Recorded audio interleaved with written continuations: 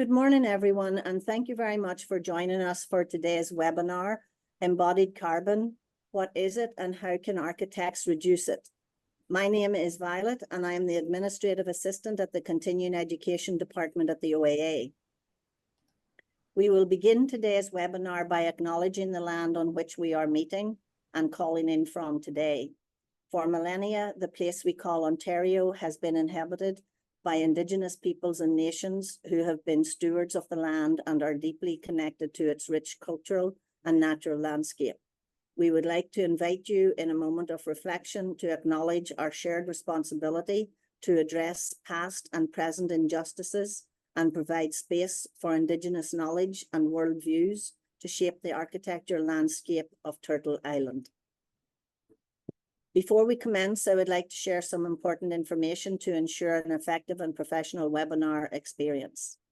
Please be informed that this session is being recorded for quality and educational purposes. In order to maintain a stable internet connection, we have muted all participant microphones and disabled video feeds. We highly encourage engagement through our Q&A window. Feel free to submit any questions you may have for our speakers. These will be addressed in the designated question and answer period at the end of the presentation. Kindly note the chat function will be deactivated following this introduction. For those seeking continuing education learning hours, please note that attendance is crucial. A minimum of 80% attendance is required for these hours to be accredited to our OAA transcript. Please allow a few weeks for the processing and reporting of these hours. And lastly, please note that the presenter does not provide insurance, legal, or practice advice, and the OAA does not bear responsibility for errors or omissions in discussions during the webinar.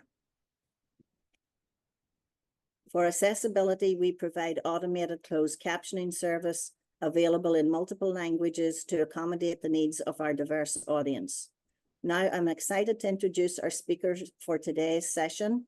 Please welcome Peter Duckworth-Plinkington. Sorry, Peter, I'm messing up there. And No Jeff worries. Mosher. Peter is going to start off for us today. So, Peter, take it away. Okay, great. Thanks very much, Violet. And yeah, my name is a bit to get through, so no worries on that. So I'm Peter Duckworth-Pilkington. I'm architect with the OAA and have been working on sustainability and net zero and green architecture for over 30 years now. Starting way back, some people may be familiar with the Healthy House project with Martin Leafheimer and Breathe Architects back in 1993. Kind of hate to admit that, but a long history of working in this area. And currently, I'm the sustainability design lead for HDR here in Canada. And Jeff. Yeah, thanks, Peter. I'm Jeff Mosher, formerly a licensed technologist OAA, and hopefully again soon. I guess we forgot to take that out of the bio, but I know the OAA is working on that. I'm a project manager and sustainable design analyst, and haven't been at it quite as long as Peter, but in my 17th year now. And I focus primarily in healthcare, so that kind of super niche of sustainable design and healthcare. And looking forward to speaking to all of you today. Great. So thanks very much. We do have a bit of a land acknowledgement. Violet obviously gave us a bit of one ahead. Just speaking from Toronto, so certainly this is the standard City of Toronto land acknowledgement. Obviously, we want to acknowledge the lands of the Mississaugas of the Credit, the Anishinaabe people, the Chippewa, the Haudenosaunee, and the Wendat people, and recognize that the lands are now home to many diverse Indigenous populations, including the First Nations, Inuit, and Métis from across the country who have come to Toronto. And that Toronto is covered by a treaty. It's covered by Treaty 13 between the Canadian government and the Mississaugas of the Credit. So in that way, we are all treaty people. But specifically, I wanted to introduce a treaty that people may not have been as familiar with. And it's a historical treaty between the Haudenosaunee and the Anishinaabe people and other First Nations long before the settlers arrived on these lands. And it's the dish with the one spoon treaty. And I think this is particularly important when we think about our current situation and how we live sustainably on these lands, because this is such a fantastic template for ways of living sustainably on these lands. So the dish with one spoon treaty, and this is represented in this image of the wampum belt for this treaty. The idea of it's a single spoon, a single dish, so there's finite resources. There's only what is available in the dish, and that there's only one spoon. So there's a spoon that is shared, so everybody has an equal opportunity and gets the same amount. And I think these are incredibly important basic principles to think about when we're starting to talk about sustainability and how we live more sustainably on the land. Also learning from the Haudenosaunee Confederacy, some people may have know of the kind of seventh generation principle, but this idea within the Haudenosaunee tradition that decisions that we make today, we think about how that impacts 7 generations forward, and realizing that essentially we are borrowing this planet, these lands, from future generations. So I do speak this as a settler, and I certainly respect anyone with lived knowledge, lived experience, any elders who may want to correct my interpretations. Certainly very open to that. But I think these are important concepts for people to be aware of and think about how, again, some great templates of ways of living on this land from people who have been doing that successfully for millennia, in fact, in time immemorial. So I wanted to move to our first poll, because these are kind of difficult webinars. We have people coming from wide backgrounds, many experiences. And so I was hoping, Violet, if you could open the poll, and I just want to have an idea of what people's backgrounds and experience are and how familiar they are with some of these concepts of embodied carbon, LCAs, these kind of things. So Violet, are you able to open that first poll? I have Violet here.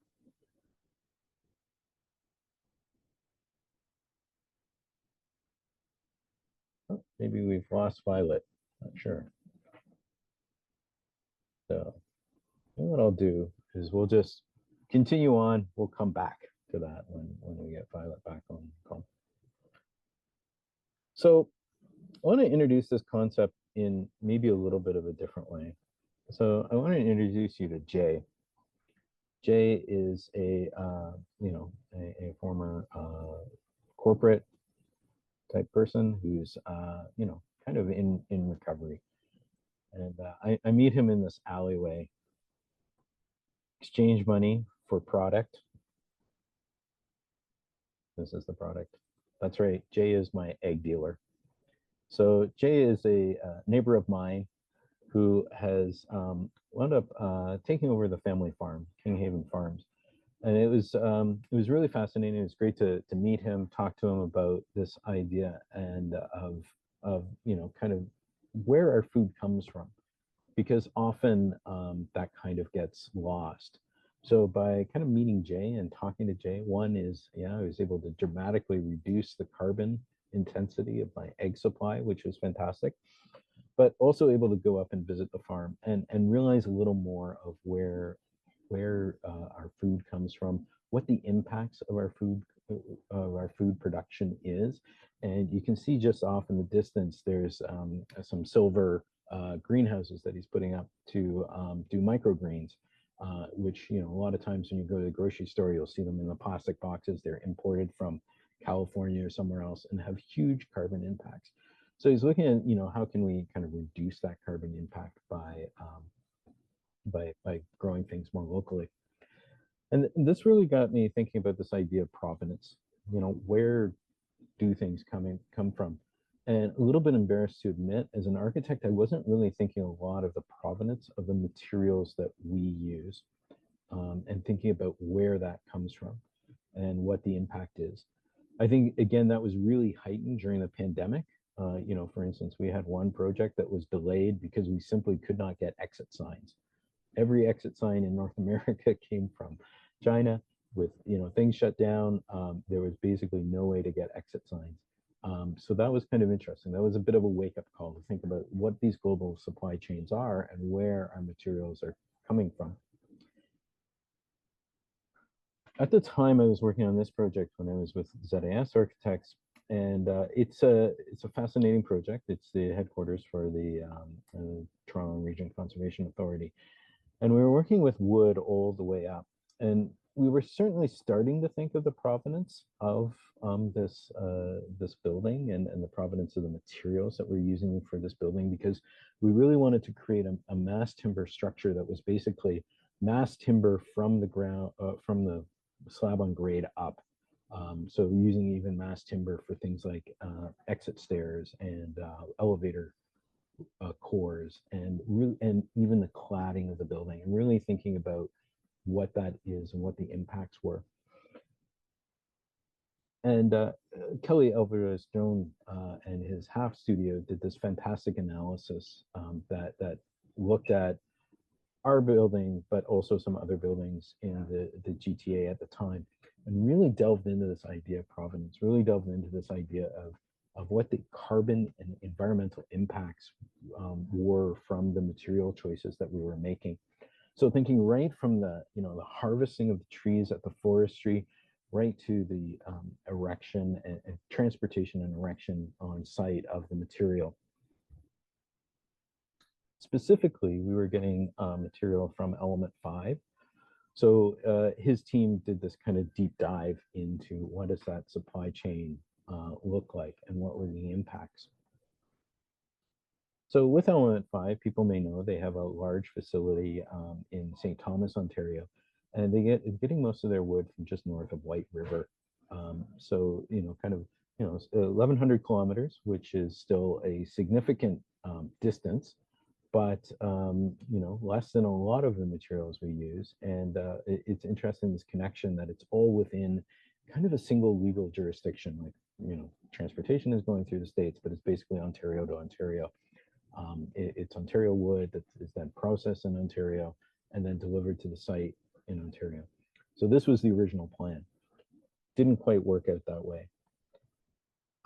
Supply chain issues. In that case, Element 5 did not actually have their facility all up and running by the time we were ready to or needed the wood for construction for the mass timber. And so that meant importing wood from Europe. Strangely enough. So that did have an impact. Obviously, it dramatically increased the distance, almost 6 times the distance the wood would travel. And although we were able to get that wood transferred by train and boat, so we were able to use a relatively low carbon transportation system, but it did clearly, as you can see, have an impact on our carbon. Also, they did a study on our material choices for the cladding of the building. So again, we used all wood cladding, so we were able to reduce that carbon, and particularly we were using Eastern white cedar. People may be fairly familiar with Western red. Eastern white is a little bit less of a common material. We worked with a number of groups and we're able to source it. But it actually took a couple of years to source all the material because of the way it was harvested, which I'll get to in a second. And as you can see from this analysis of our building envelope, they're referencing a negative amount of carbon, and that's based on the biogenic or the sequestered carbon, basically the carbon that's in the wood. Taking credit for that, and we'll have a little discussion about that. But this was able to show us really the impact. And we worked with local Ontario mills, and they were actually able to then source wood in a very sustainable way. So it was actually, you go out in the forest, you identify trees that were either in really bad shape or actually dead. And those would be the trees that were identified for harvesting. And these were on licensed woodlots and on First Nations lands. And so that's why it took 2 years, because you can really only harvest a lot of the, especially the cedar, because it grows in wet, boggy areas during the winter when it's frozen enough to get the equipment in. And so it took 2 years to find enough trees that were there to supply our project. So overall, you know, we were able to get a fairly significant a reduction in the overall carbon intensity of the project. So we were able to get, you know, down to including the biogenic carbon down to about 13 equivalent kilograms per square meter for our project. So we were able to do fairly well on that project, but a lot of that did come from this idea of provenance, really doing a deep dive into our approach and thinking about how we are harvesting, how we're getting wood, how are we bringing that to site, thinking about a lot of things that often we don't think when we're just picking materials out of a catalog, and a lot of times are fairly typical. This was a project construction management project. So we were able to work very closely with the suppliers. So when you're doing a more typical design bid build project, sometimes that can be more difficult because obviously you can't specify the supplier if you're having an open spec. So this was some advantages that we had for this project. So Violet, I don't know if you're there. Are we able to run the poll? Yes, indeed, with the first one. Okay, yeah, so if we can run the first one, and then we'll run the second one right now. Okay, so here's the first one. Great. So if people can take a moment to just fill out the poll.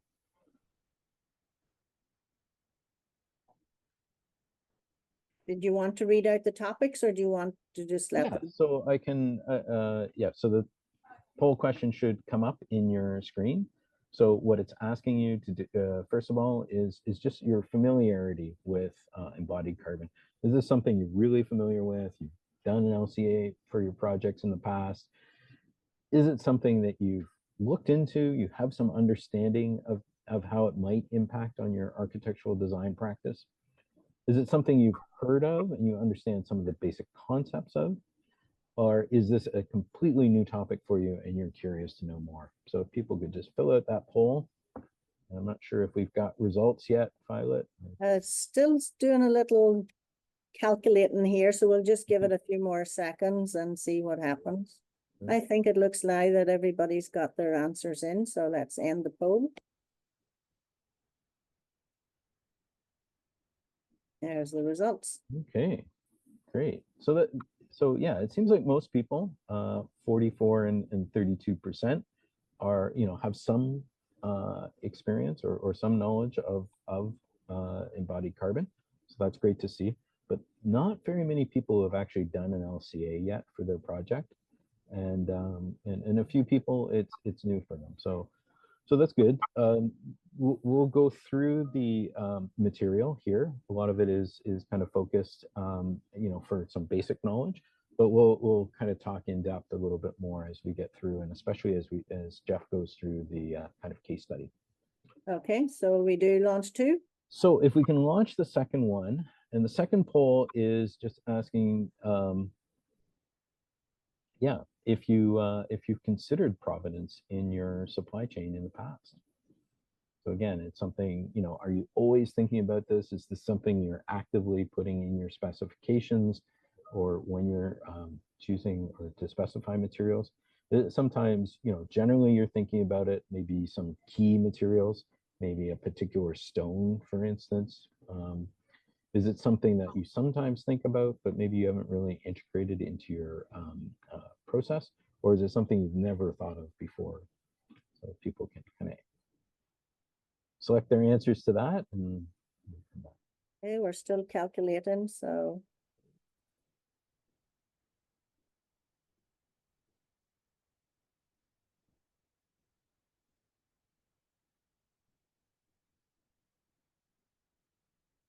We'll just give it another second or two.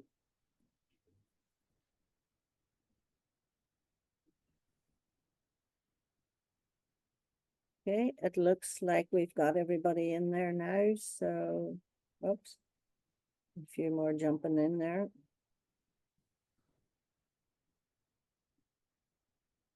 No, it was still going. Yeah, well, there's a lot of people on the call. Yeah, there's a lot, yeah, which is great. It's good to see so many members attending today. Yeah, well, and clearly it's because, you know, they're so fascinated in the subject and it's so important. And it's not just that, like typical architects, we're leaving things to the last minute to fill out our points. Absolutely.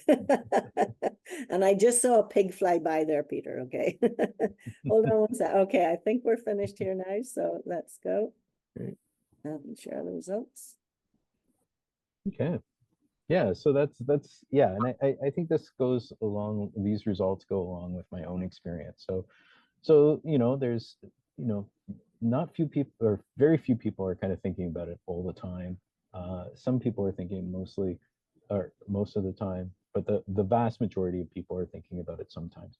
And I got to admit myself, you know, especially working in this area for so long, as I said, I was kind of embarrassed to admit that I wasn't really thinking about my supply chains when I was specifying materials, especially initially, because so much focus, particularly in sustainability, you know, it's a very wide topic, but it really has been focused on that idea of operational energy savings originally, and really thinking about the impact of the materials that we were selecting is kind of been a second kind of category. Yet it's something that we're finding is more and more important, and we'll talk a little bit about that as we get through. So thanks everybody for participating in the polls. Okay, there we go. Thank you. Great. So we've started to talk about embodied carbon, but what is it really? So embodied carbon is really thinking about the carbon that is embodied or embedded in a material right from its extraction through to its end of life, actually. So we start with the extraction, and obviously you can imagine, especially whether it's even if it's forestry, there's carbon that's being expended. There's diesel that's being expended. There's electricity that's often being expended, and electricity will have a carbon impact as well, based on the way it's generated. So it has, the extraction itself has carbon emissions related to it. Then you have the manufacture, and often manufacturing or any type of you know, fabrication will have some greenhouse gas emissions related to it, or carbon emissions related to it as well.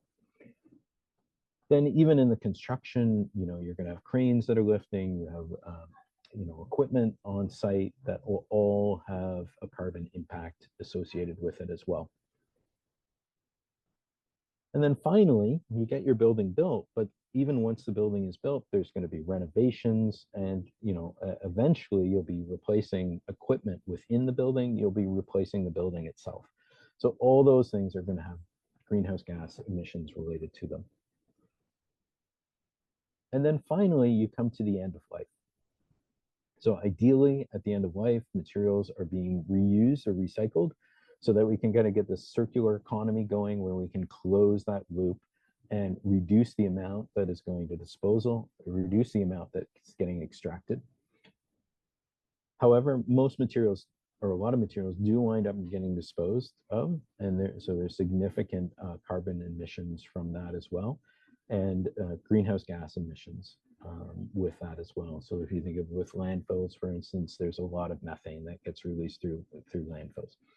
So that's really what we're talking about in embodied carbon. We're talking about all that carbon that you don't see, but is part of the process of creating a material, bringing it to site, and then whatever you're doing with it at the end of life. This is then often broken up into these categories. So thinking about, you know, kind of codifying it in a key way, so we can then think about carbon, and, you know, kind of, it's basically an accounting process. So we know what buckets to put what greenhouse gas emissions or carbon emissions into. So we start on the left-hand side with the product. So that's the raw material supply, the extraction, transportation, and manufacturing. So that's all called, that's basically A1 to A3, and that's called cradle to gate, which means, basically from the extraction to leaving the factory gate. And that's typically where you'll see a lot of carbon numbers calculated, because those are numbers that basically one manufacturer can control. Then we move into, from the factory gate to your site. So obviously sites are going to vary. So that transportation is going to be different depending on which site you're going to. Then you have the construction process as in the end as well. So again, that's going to vary depending on what type of project you're using. Are you doing heavy earth moving? Are you having a high-rise tower with a lot of cranes, so on and so forth? So those are all variabilities. So those are things that you're either going to have to use default standard values for, or you're going to have to calculate based on your specific site. And the cradle to gate plus this transportation and the work that's done on site is generally called upfront carbon, because that's all the carbon that's all the embodied carbon that's happening with before the building is occupied itself. Then we get the use section. So this is all these the green categories on the chart. So this happens during use. So you have obviously the use itself, you have maintenance, you have repairs, you have replacements, you have renovations, so on. And these all fall still within the embodied carbon category.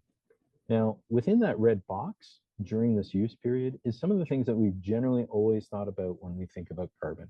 This is the energy and the water use that the building uses, and these are called operational carbon. So they're separate from this embodied carbon discussion, and that's all the things that you would normally think about, like for instance, natural gas that is burned to heat your boilers, those kind of things.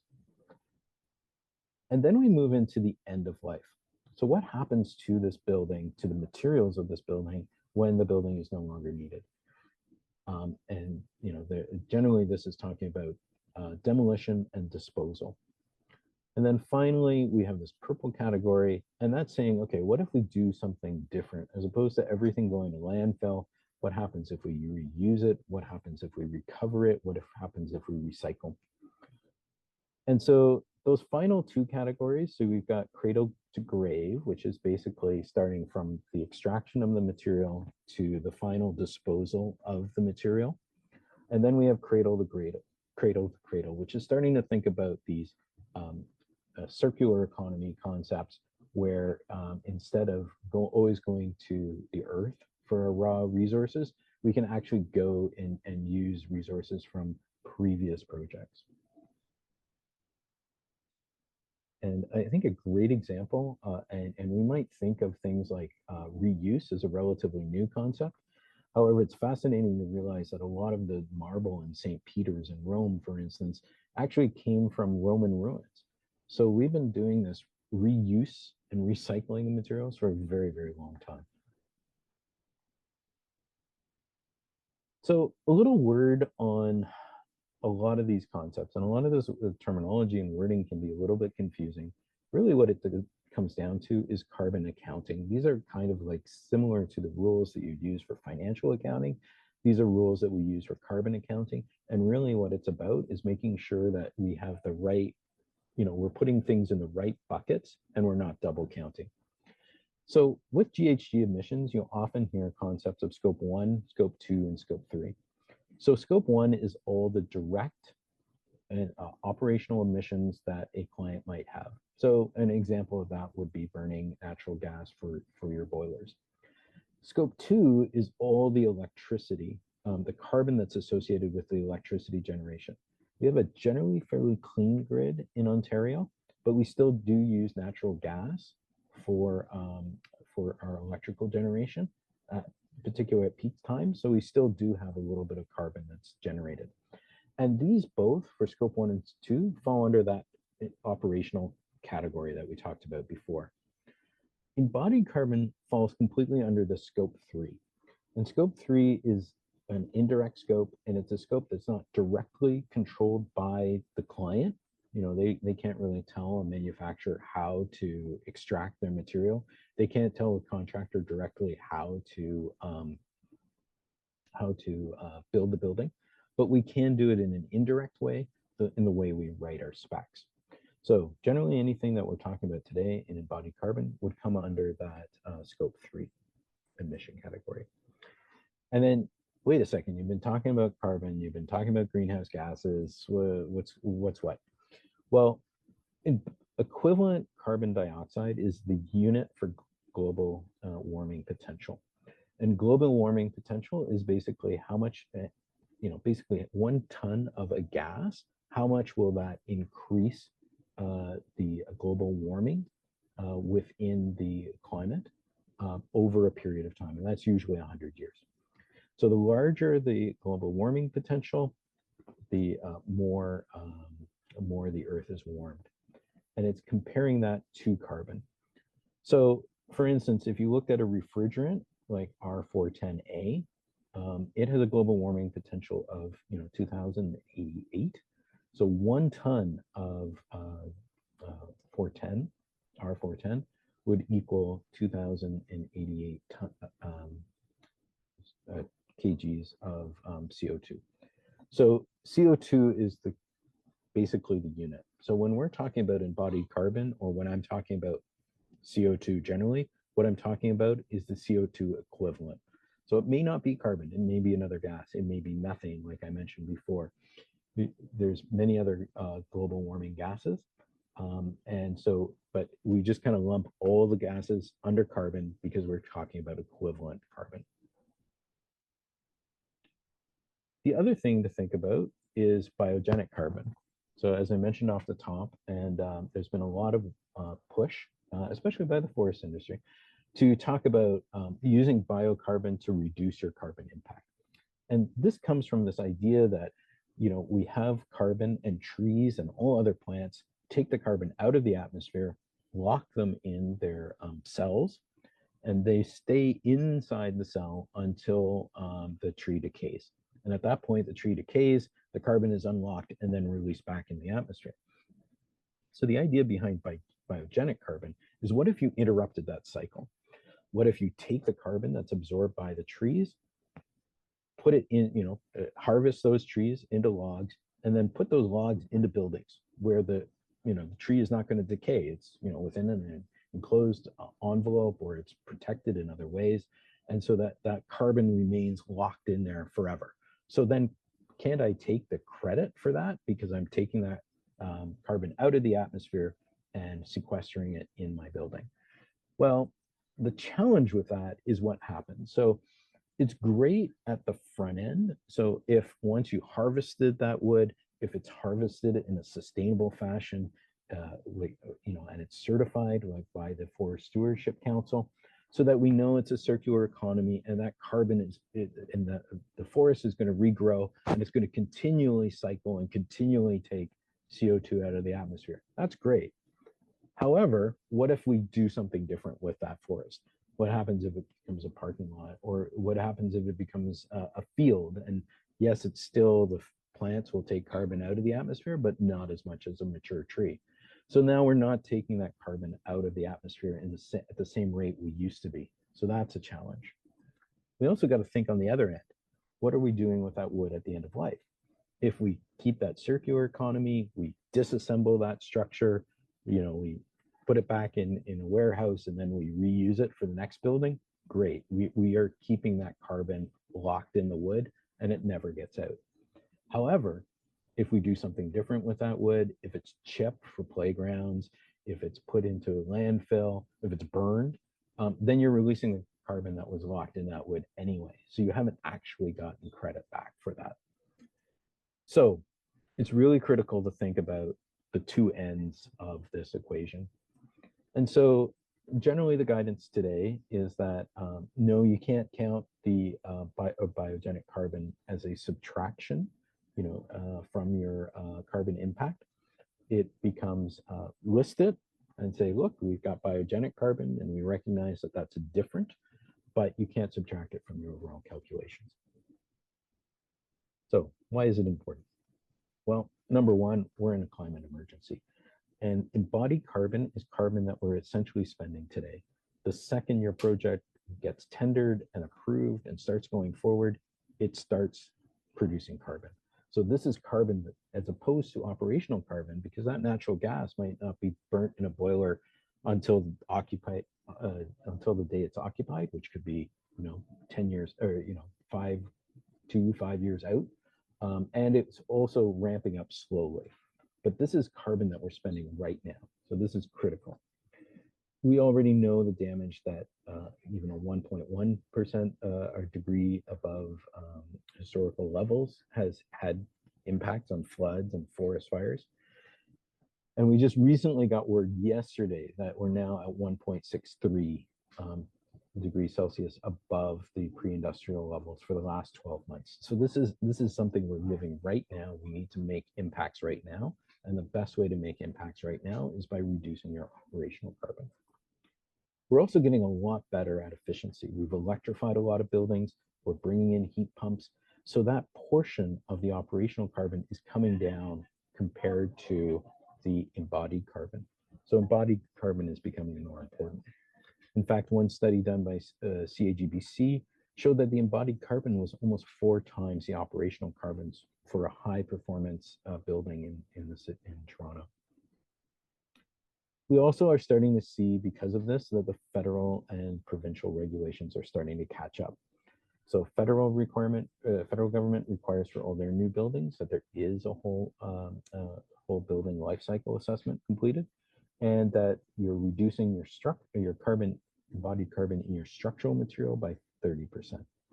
The Toronto Green Standard has started looking at requiring life cycle assessments as well, and also looking for city-owned buildings of an actual reduction, and for tier 2 and 3 for other buildings, again, requiring a reduction in the embodied carbon. It's also probably your largest impact. So you can reduce your carbon by doing different things. You can look at putting heat pumps in your house. You could look at moving from natural gas to electric heating. You can go to a vegan diet. You can renovate your home, increase insulation. You can commute by public transit. You could cut one return long haul flight. You could stop driving your car. And these all have good carbon reduction impacts. But for just looking at a 20% reduction on one project, we can see that that's a dramatically larger impact, or several orders of magnitude greater impact on your embodied carbon. So with that, just wanted to give a quick poll question, and if people could maybe just put in the chat, I guess, some of the reasons why embodied carbon might be important for you and your work. And maybe as we see some of the comments come back in the chat, we'll circle around and look at some of those key things that you see as important from your perspective. Poll 3, Peter? Yeah, I think, Violet, if we can just ask people to put things in is the chat open? Actually, I should No, ask. they can't do in the chat. They can put it in the Q&A. Okay, so yeah, if people can put things in the Q&A, that would be great. And we'll just review the Q&A to see some of the key issues that people have commented on. So how do we improve it? Well, Peter Drucker, the famous management guru, said if you can't measure it, you can't improve it. So how do we measure it? Well, it's actually a really easy kind of basic calculation. So you're looking at just the material quantity multiplied by its carbon intensity gives you the embodied carbon. So the first thing to get the material quantity is you need to define your boundary. What are you counting? Are you counting an entire campus? Are you talking about a site? Are you talking about just the building itself? Are you talking maybe just about an interior? Also thinking about what things are you counting within that building? Are you counting the structure and foundation? And that's the bulk of embodied carbon. So it's, and for instance, the federal requirements only require looking at structure and foundation. Or are you looking at structure and foundation plus the envelope? Are you looking at structure, foundation, the envelope, and interiors? Are you looking at structures, foundations, interiors, and also the M&E systems? So think about what your boundary is. And sometimes that will be defined. Sometimes you need to make a judgment call on that. The second thing is, where are you going to get your quantities from? So you can get takeoffs from cost consultants, or maybe the contractors are doing some takeoffs on the project. You can obviously take that out of BIM, but be careful with BIM, because BIM isn't really designed to give you takeoffs. Like, it'll certainly do it, but you gotta think about the way your BIM model is constructed. And here's an example of, you know, whether you overlap, or whether materials are overlapped, or whether they're joined within Revit, for instance. And I often like to use takeoffs from cost consultants to then check against my BIM takeoffs to make sure that I'm in the right area. Then we got to think about our carbon intensity. So there's a number of places we can get that kind of information. The best place to get it is from an environmental product declaration, or an EPD. But there's also defaults from software. If you're using a software tool, for instance, there's also published averages that you can see from different suppliers. So a little word on environmental product declarations. So they essentially come in 3 flavors. There's product-specific declarations. These are, despite their name, relatively generic, and are talking about, you know, kind of for entire industry, and they're typically not verified. These are typically something, you know, maybe a company would put out by themselves, or a industry association might put out. Then you have industry-wide or very generic EPDs, and these will be for an entire product type. Again, you'll see them, for instance, the Ready Mix Association for Ontario puts out an EPD that covers all concrete, in all ready mix concrete on. Then the best level is these product specific type 3 EPDs. So first of all, they're verified by a third party, and they cover one particular product by one particular manufacturer. They may slightly vary depending on, for instance, where it's manufactured or which facility it comes out of, but these are the most accurate, and these are really the ones you're looking for. And oh, sorry, the slide got doubled up somehow. So this is what an EPD generally looks like. This is the high level. This is the type 3. So it'll cover the process. It'll cover composition, like what materials is the product made up of. It'll talk about the unit assessed, and that could be cubic meters, could be square meters in something like flooring. For instance, this is probably actually a square meter assessment. So it's usually based on something that is a typical unit for the product. And it will tell you the life cycle stages that are assessed. And again, typically if it's coming from a manufacturer, it would be that A1 to 3 that we were talking about, that cradle to gate assessment. It'll give you the impacts, and in North America, it will always give you 6 impacts. We are generally looking primarily at the global warming potential, which will give you that equivalent carbon impact. But there are other impacts that it will look at as well. And these are things that are important to kind of think about, but today we're focusing on the carbon. And finally, it will tell you the issuing body. And you want to see that it's a well-recognized third-party verification. In this case, it comes from UL. It's really important to look at specific EPDs as opposed to averages. So this is from a great study that TMU and RDH just completed for the City of Toronto on embodied carbon targets for cladding materials and envelopes. So you can see here, for instance, brick, you can see the average is dramatic. It can be actually quite low at around 5 kilograms of equivalent carbon, way up past 65. So it's really important to get those actual product data. So the bulk of the emissions are during this upfront stage, and we can calculate it in the way we've just shown. But it is also important to think about the entire life cycle, and that introduces this idea of the life cycle assessment.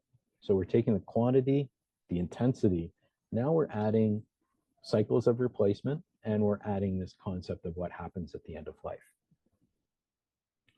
Life cycle assessments typically, they require defining a time period. They're typically 60 years. You need to identify when things will be replaced over that period. For instance, it's usually 20, 25 years for mechanical equipment. And then you calculate the embodied carbon of those items and how many times they need to be replaced over that 60-year title. And that's how we're adding this kind of third dimension of time to our original equation of quantity and intensity. And we need to think about end of life. What's happening? Is it all being demolished? Thinking about that impact. How is it being demolished? Transportation from site, waste processing, and the disposal. For instance, methane from a landfill. Or is there a circular option? Is there a percentage of that that can be reused? So there's a lot of spreadsheets. It's a lot of calculations, but there is help. So these are some great resources. They're building Pathfinder. Now, these are early design resources, so they won't give you that great granular detail that you get in a level 3 EPD, for instance. These are using very high level industry averages, but it starts to answer some of your questions, and it starts to allow you to make some of those high level decisions. So there's Pathfinder, comes from the city of Vancouver. It's Vancouver specific, so big caveat there, but it's a really easy tool with a great interaction. There's the EPIC tool, which comes from EHDD Architects out of California. And again, they do have some Canadian data in there as well. Big caveat, again, it's high level data, but it's a great resource. We also, Payette, again, architecture firm out of the United States. I think they're primarily out of Boston. They have this great kaleidoscope tool that looks at building envelope materials. There's One-Click LCA. These first three I mentioned are all free. One-Click LCA is a subscription base, and they have a really great, they do really detailed carbon analysis, but they have this great plugin that allows some early design decision making, like for instance, should you do a concrete structure or mass timber and what the impacts of those are. There's also Cove Tool, and it also has a embodied carbon calculating piece to it as well. And I guess I like One-Click LCA so well, I put it in twice.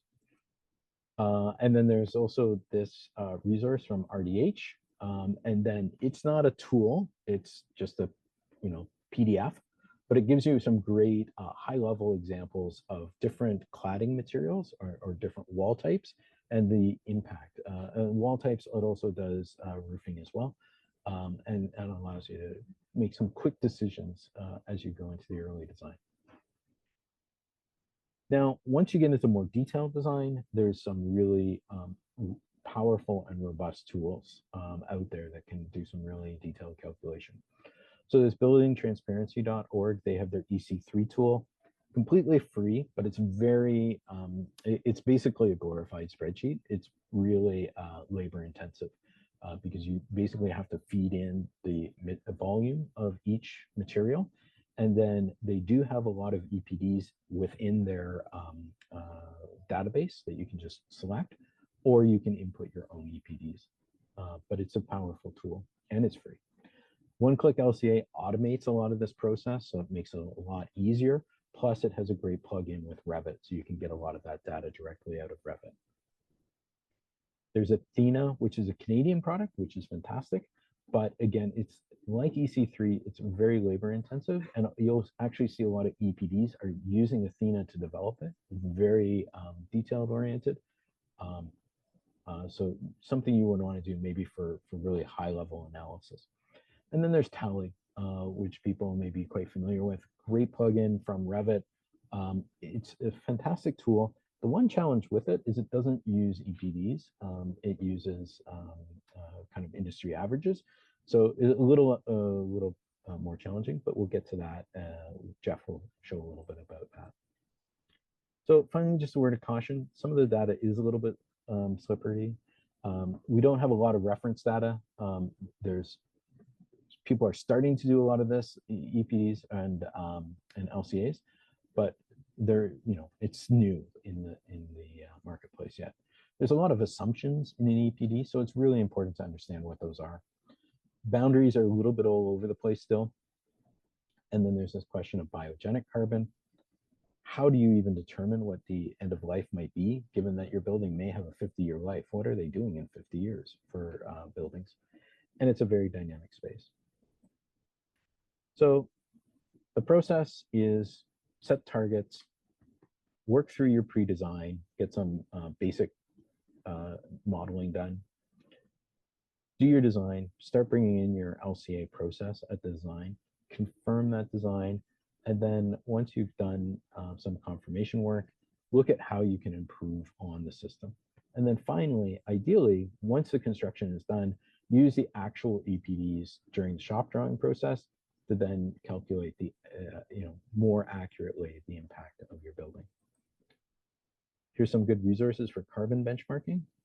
And one I'll really outline is one that was done by Mantle Development and Half Research. This was done for the City of Toronto. It provides some really good carbon benchmarks for projects in Toronto or in Ontario, so that you can kind of benchmark your projects against these building types. So maybe if we can just go to this last poll.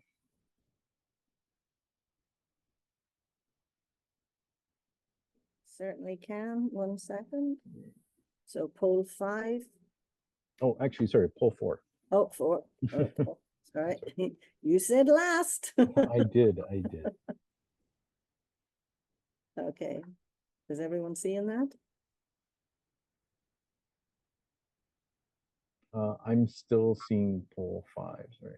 Oh, okay. So wait a minute. Okay. There we go. All right, there we go. Yeah, so if people can kind of vote on that, and maybe while people are voting, I'll just pass this on, or just quickly go through some best practices. So best practice number 1 is less is more. Can you reduce the, or can you reuse an existing building? Can you reduce the GFA or floor-to-floor heights? And what about systems? Are the structural systems right-sized?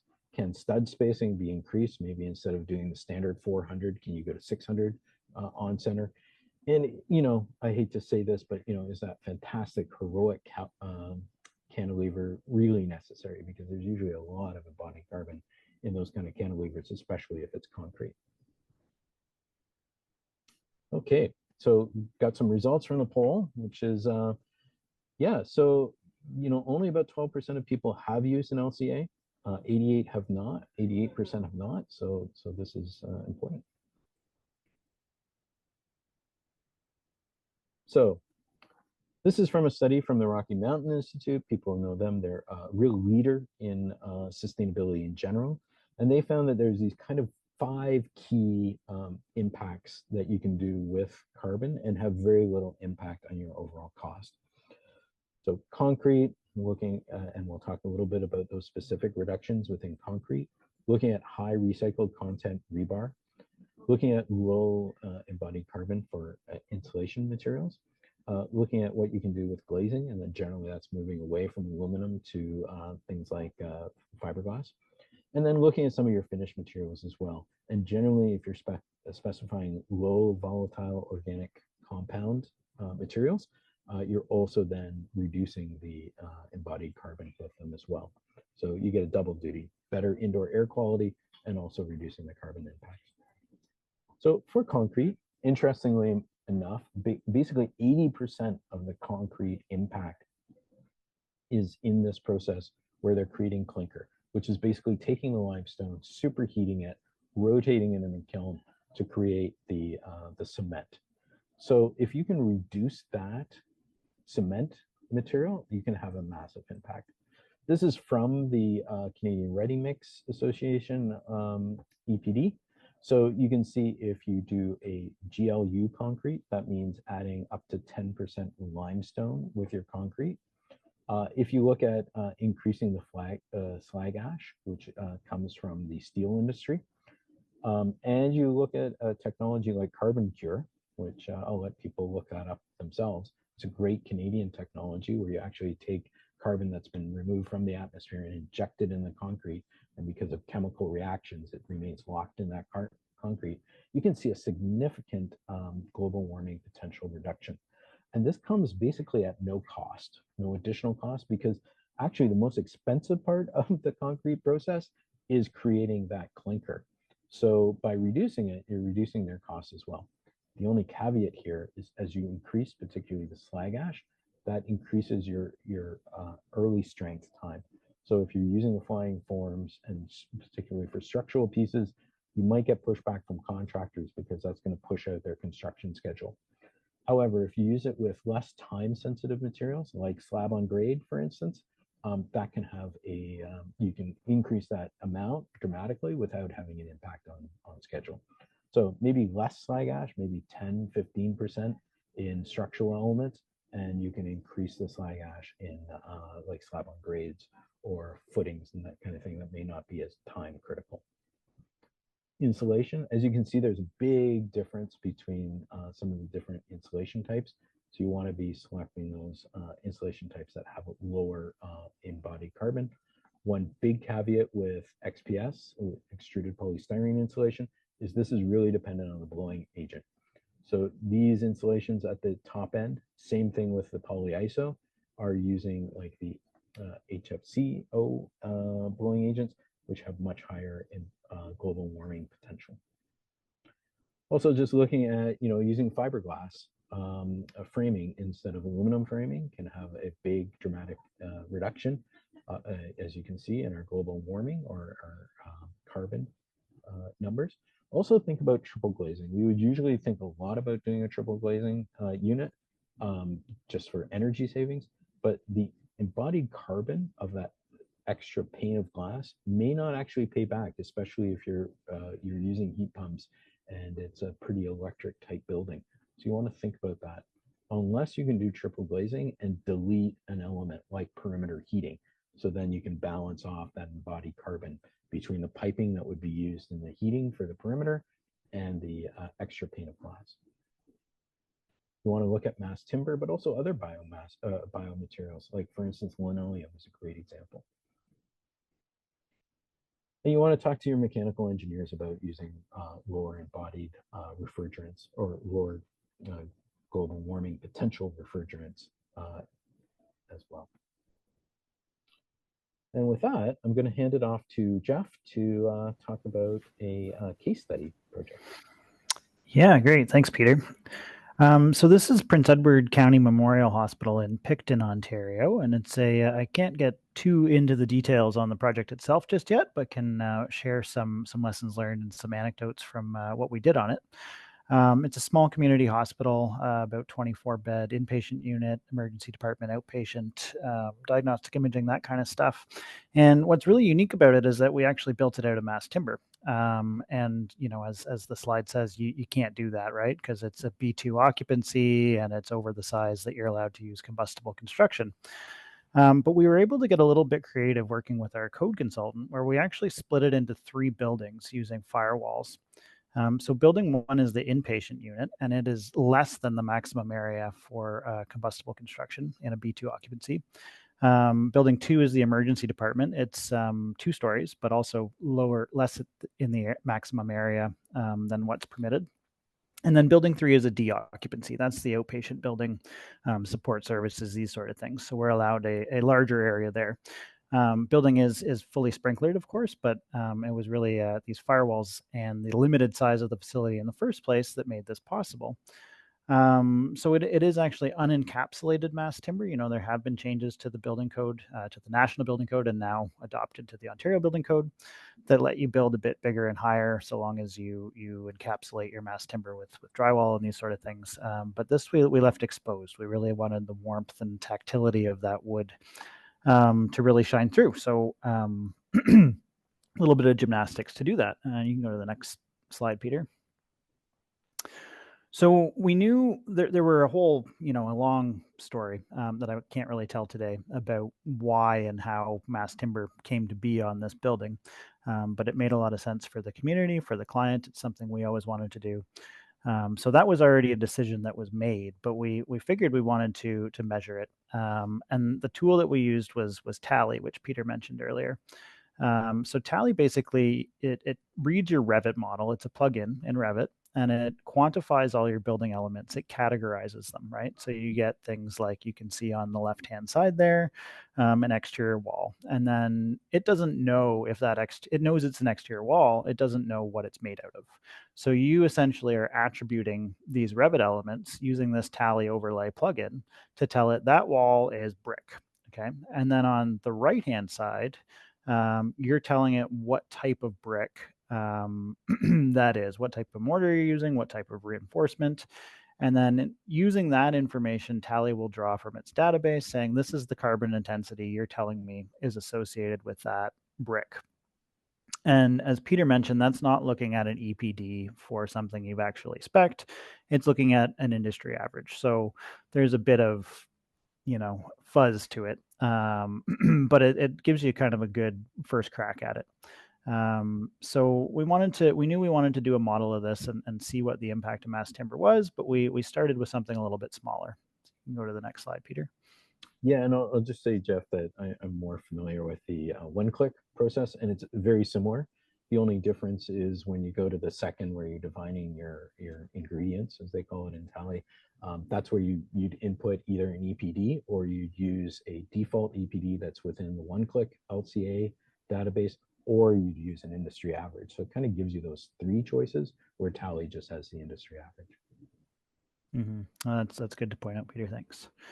So we started just looking at cladding. We knew, if you think back a couple slides to that exterior rendering, we knew our main cladding material was going to be a composite wood material, because that was kind of the visual effect we wanted to have, complementing the mass timber. But there's one area, separate department, and actually it's a satellite facility of a different healthcare institution. So it kind of wanted to have its own identity.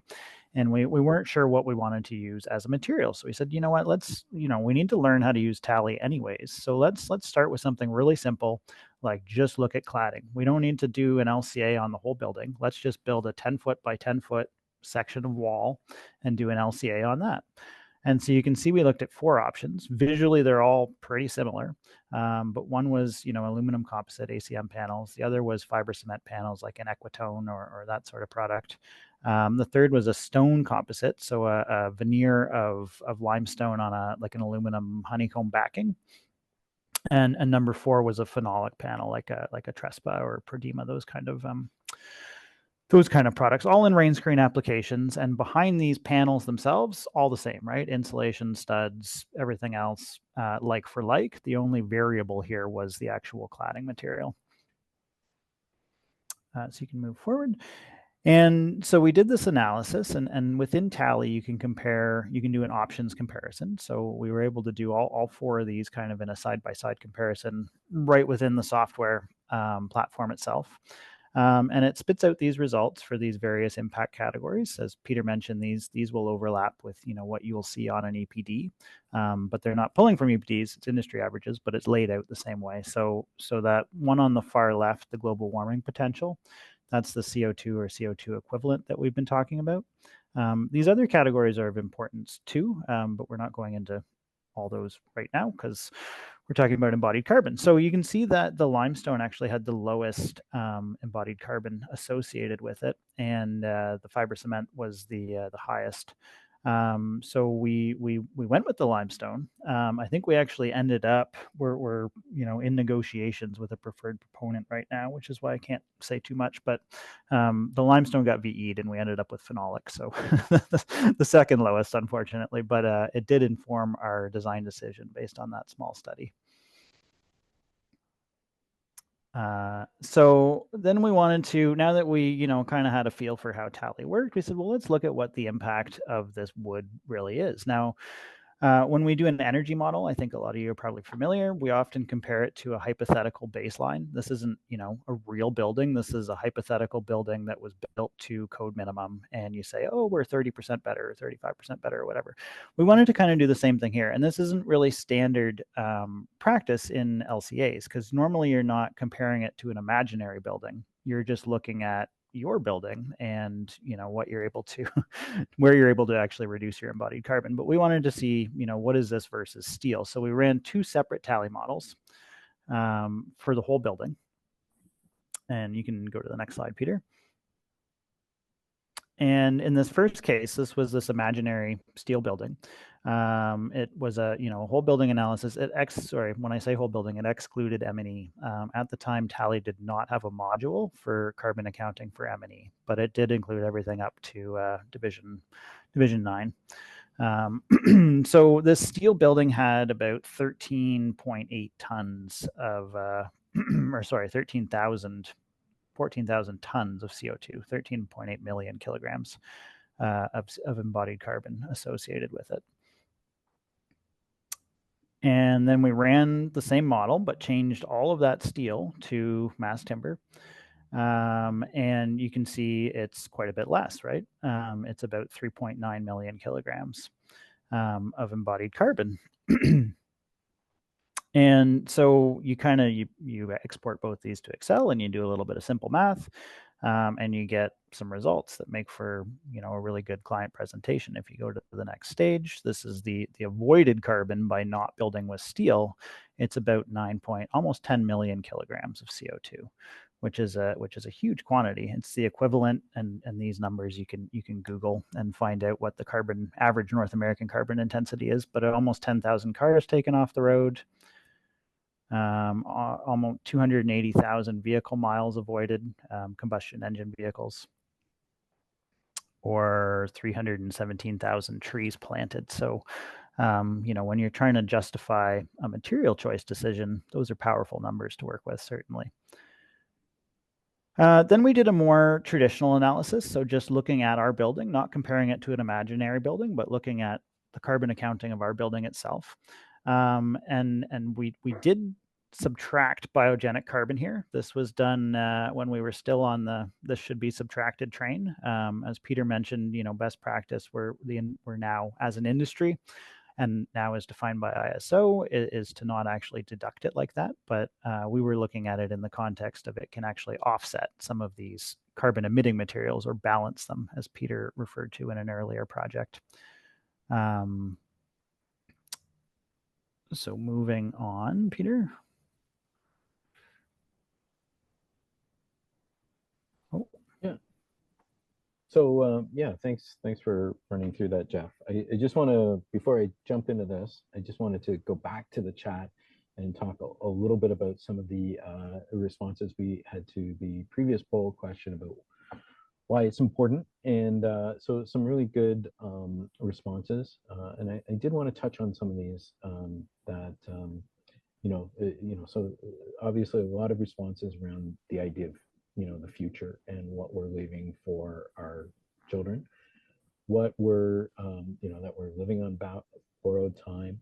A lot of questions about kind of how do you educate clients to this as well.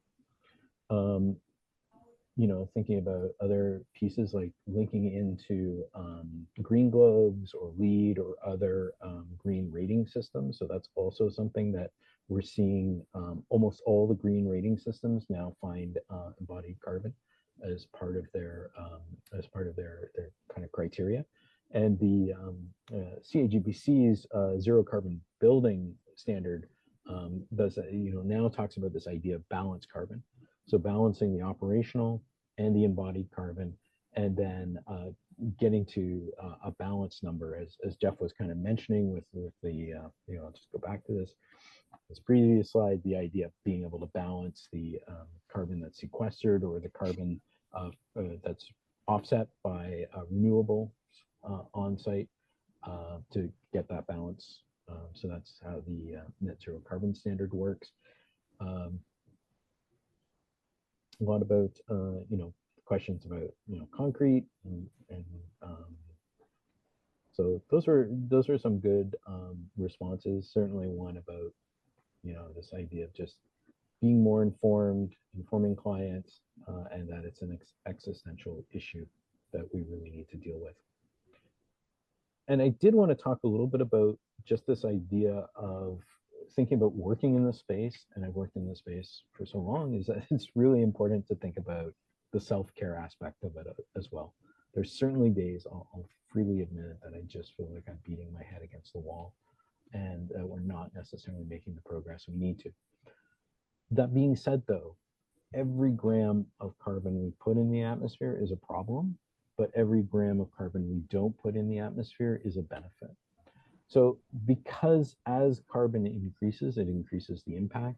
If we can slow that increase, it's going to make for less impact. So you do have to celebrate the small wins. I think it's clear from what's happening that we're going to continue to put carbon into the atmosphere for a long time. But anything that we can do that has a positive impact will be positive.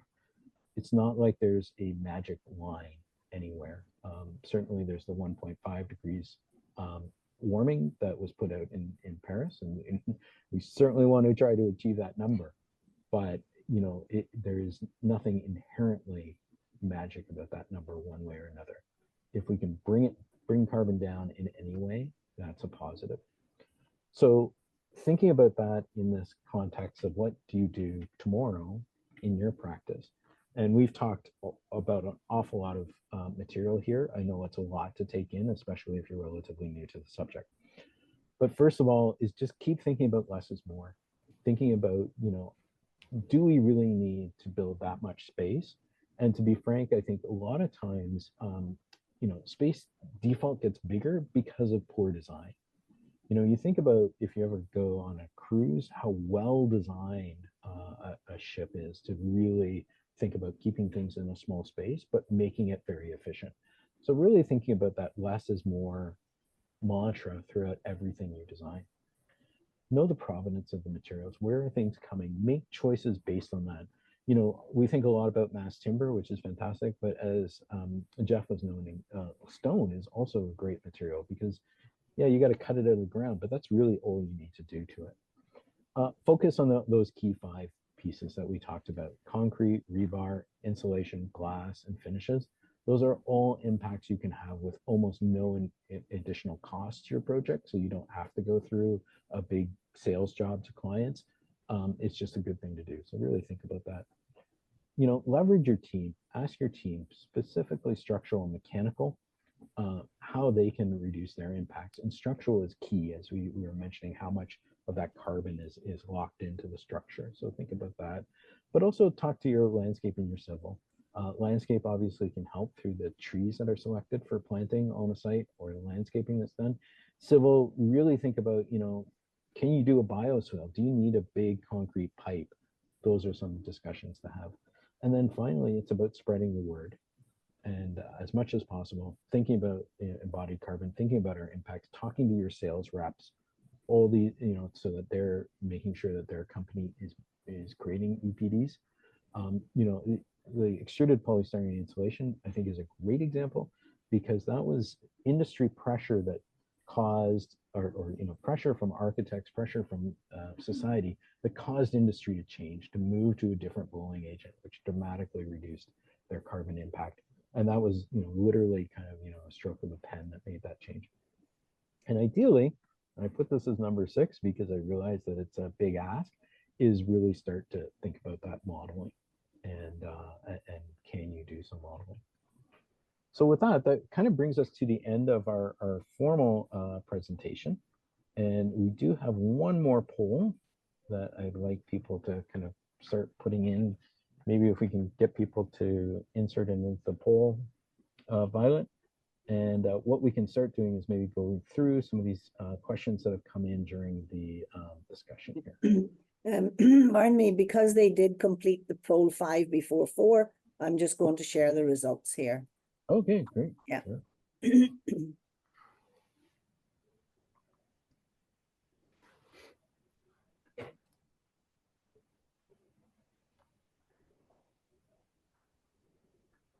So we've got long answers. I'm not sure if the long answers are coming up, but we'll see. So some questions. So there's one question here, describing the meaning or the difference between emitting and balancing carbon. Maybe Jeff, can you talk a little bit about that? And I think it goes back to your image on. Yeah. So that's the idea that most non-renewable materials, they emit carbon at every step in their extraction, their refining, their transportation, their production, installation, and disposal. So those are net emitters in terms of the amount of carbon associated with them. And then balancing materials are carbon sequestering materials. So things like mass timber, things like bio-based finishes like linoleum, or there's bio-based ceiling tiles you can get, these sort of things. These in some instances can potentially sequester more carbon than is emitted in the process of producing, shipping, and installing and disposing of them. So those would be net sequestering materials. So you kind of deduct the sequestering from the emitting, and it balances, ideally to zero, although I haven't seen that happen in real life. And there's challenges with that, certainly. We have a question about how you can control embodied carbon in a public tender where you have no control over the final choice of materials. That's an excellent question. There's a couple of ways to do it. For instance, for concrete, we will set a maximum carbon intensity for the concrete, and then allow the contractors to create concrete mixes to meet that maximum, for instance. And there's some really good information on this from the Carbon Leadership Forum. They're based out of the University of Washington in the United States. And they have some good spec language, for instance. And again, that's usually that spec is with structural. We've been working with our structural consultants to incorporate that. So that's been good. And then it's also doing your homework, right? So speccing, for instance, now, like the extruded polystyrene, for instance, there's a number of manufacturers who are now producing the low carbon. So it's doing a little bit of homework. Who's got that available? Both Dow and Dow Corning have that available now. So, you can start selecting that. And then it's choice of materials, like for instance, fiberglass versus aluminum framing. So just putting those, when you're choosing your materials, and speccing them in that way. Yeah, Peter, I would add that to that last point, that even if you can't sole source a specific manufacturer for a type of product, you can pick the type of product, kind of like the cladding study that we were sharing, right? You can choose the type of cladding, even if you can't choose the manufacturer. So you can influence it in that way. And let's see, we've got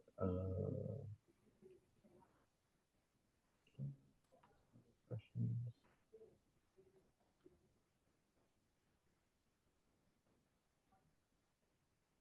Are there developed systems for comparing the rehabilitation of existing buildings with the replacement of a very new green building? So, part of it is you can go through a life cycle assessment. Jeff was showing comparison between steel and mass timber, but you could also do that between existing and a new construction. So you could compare that.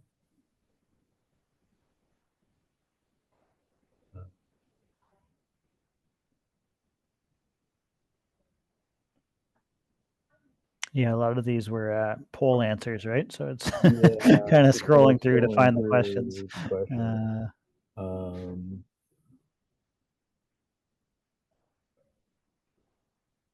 Is there a constant increase to incorporate sustainable means and methods in design practice?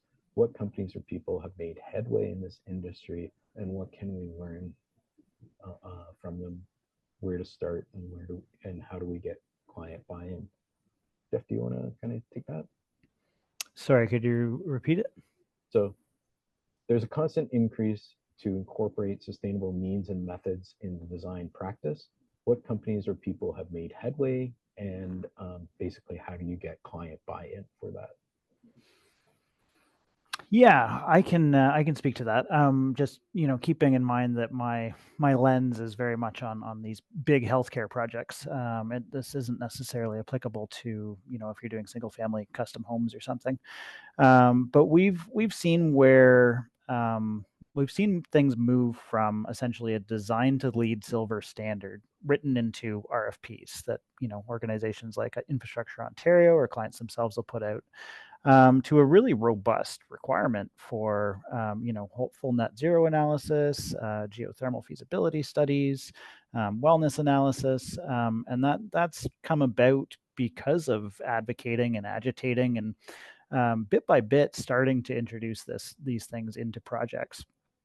And so, I mean, if you try to do it all at once, you'll probably lose your shirt on fees if it wasn't asked for, or you won't get the job because nobody else priced it, right? But if you can allow for a little bit, like what can we work into our workflow, like this tally model, right? We already had a Revit model. We had already done all the work to get mass timber into the project. How much time is it really going to take to run this in Tally to actually show the impact of this work? And I mean, it was a handful of hours at the end of the day. But it has a big impact for the client, and then the authorities having jurisdiction, like Infrastructure Ontario, take notice of that, and they say, hey, if you want to do something to reduce embodied carbon, or they don't say if you want to, they say consideration should be given to embodied carbon, and you need to do an LCA to document that, as an example. And so the next RFP that comes out, that's written right in there. Now everybody's pricing that, right? So now everybody's process flow begins to incorporate these things. So I think, long story short, if you can agitate for little things each project, and those things are very successful, they may end up being incorporated into the next RFP, and you can build on that. I have a question here from Sean Butler, and I'll just précis this into existing building fabrics are often detrimental to the goals of improving the envelope. We'd like to better understand the balance between these twin goals. And it's a challenge, because what you've got is, the embodied carbon, especially if you're electrifying the building, a lot of times your embodied carbon, for instance, for heating and cooling the building will be relatively low. At the same time, we don't want to overtax the grid and have everybody have these really electric intensity buildings. So we still want to reduce those operational energy, but generally when you're doing more electrification, almost always you're going to err on the side of reducing the embodied carbon.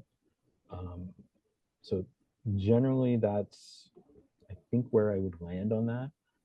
There are obviously some, there's some good retrofit options you can look at, but it's a challenge. And again, you can do this kind of analysis to get a really finite number, but I think generally now, and this has changed for me over the last couple of years, but now I would default to reducing the embodied carbon. Then we have a question here. Are there any innovations in material ecology you know of that we are finding that creates less direct impact on source? Example, wood is harder to regrow versus bamboo. And that's very true. There's a lot of really interesting, innovative pieces coming up, particularly in the concrete space, that are really fascinating. But the industry is really conservative, so it's hard to get buy-in. There's a really neat fiber wood insulation product that's now gaining some traction, and as I mentioned, some great concrete changes. And bamboo as a building material is certainly fantastic. We have another question here about how do you trust EPDs? Again, you've got to take it with a grain of salt. You've got to understand what assumptions they've made in the EPD, but you can, you are looking for that third-party certification, so it means somebody else has at least looked at it, but you do need to do kind of your own due diligence. We have a question about how Canada compares with other countries from a carbon tax perspective, or carbon pricing perspective. So for instance, the US has gone in a different way. They've provided incentives as opposed to a tax. Maybe it's a kind of carrot versus stick argument, but Canada's carbon pricing is more or less in line with what international levels of carbon pricing are.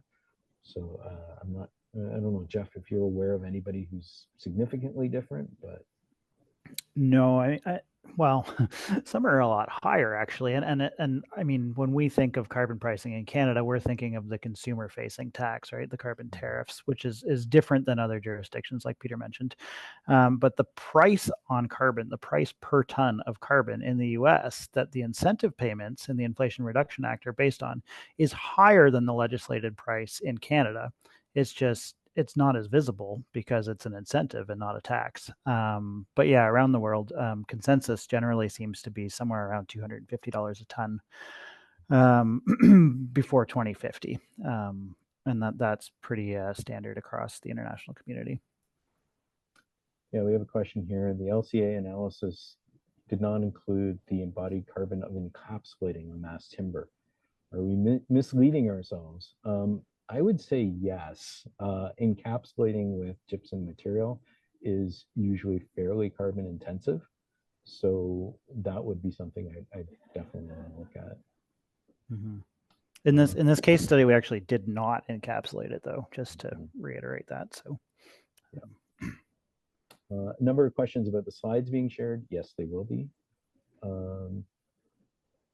One question about how do we establish life cycle hypothesis for demolition in 60 years? Yeah, that's an excellent question. And I think it is something that we're kind of guessing at this point. That's why you'll notice that in the general analysis, they assume worst case scenario. They basically assume that you're landfilling everything. So that's where that comes from. mm-hmm. That's what Tally defaults to as well. There's a question about typical construction cost impact. Like I said, ideally there is little if you're choosing some of these embodied carbon strategies. There's a lot of discussion around mass timber, for instance, which sometimes speeds construction. Sometimes it's a challenge depending on the supply chain. But Jeff, I don't know. What was your impression on that from Picton? There was some debate. I mean, in terms of cost, I think we're not seeing it as cheaper, right? I mean, the argument that's made is often that mass timber is faster to install, your quality control's tighter, so there's less, on-site coring of openings for pipes and ducts and these sort of things, and you don't need the fire protection, right? So if it were steel, you'd be spraying it all or encapsulating it with drywall. So you have to deduct those costs, and you can't just look at mass timber versus steel. But even when you do that, we're still seeing mass timber being slightly more expensive, and I think that's based on supply and demand right now. As the industry expands, hopefully that'll levelize a little bit. In terms of speed, there's a lot more time at the front end, right? So it takes a lot longer to get those shop drawings completed and out because they're coordinating every single penetration in the factory. So normally when you would get, your fire protection installation drawings don't come in until much later because those guys aren't on site until much later. You need those up front because the mass timber guy needs to know where all the penetrations are going for sprinkler pipes. So it's somewhere like 4 to even 6 months shop drawing and production for these large scale projects. To get all that coordinated. But then once it's on site, it flies up. It's way faster than other building materials like concrete or steel. And actually, just a little anecdote on one of our projects that we were doing in mass timber, not this one you're seeing, but a different one. There was a 3-man crew that were installing the glulam columns, and 2 of the guys called in sick. So it was one guy, and he still did it. He would get in the crane, he would move it over, he would get out of the crane, kind of position it, get back in the crane, drop it down, and then fasten it in. So he was working with a little bit of a lower productivity than he normally would have been, but even one guy was able to get up dozens of columns in a single day, which is pretty amazing. So we just have 2 minutes left. First of all, thank everybody so much for all the great questions. I'm sorry that we can't get to them all. People should certainly kind of look at the chat for some great questions, and there's some great suggestions as well. I think it is relatively new on our radar as architects about this topic. So I can certainly understand why there's so many questions, and thanks everybody for attending. And Jeff, too. Peter, I'm just seeing here that someone Anik has their hand up, so I'm not sure if there's a question in there somewhere. One more. Ooh, way at the bottom, Violet. Is that where I would see that, or?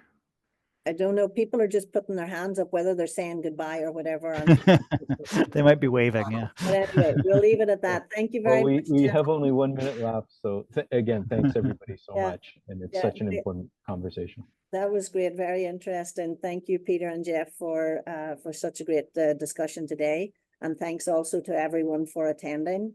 As we conclude this webinar, I'd like to draw your attention to some announcements. The next webinar takes place next week on Thursday, June 13th, 2024 at 11 a.m. The title is Simplified and Sustainable Acoustic Solutions for Mass Timber Buildings. The OAA will report your participation in this webinar to your OAA transcript. Therefore, there is no need for individual reporting on your part. We kindly ask for patience as we process and confirm the accreditation of your hours within the next few weeks. Additionally, all attendees will soon receive the presentation via email, along with a link to submit your feedback. Actually, that's not going to happen right now because Felix is on vacation and he'll be back June 17th. So you'll receive everything after that because that's not part of what I have. So once again, we just like to thank everyone for their attendance and enjoy the rest of your day. Thank you so much, everyone. Thank you, Peter and Jeff. Have a great day. Okay, Yeah, thank you all. thanks everyone. Take care. Bye.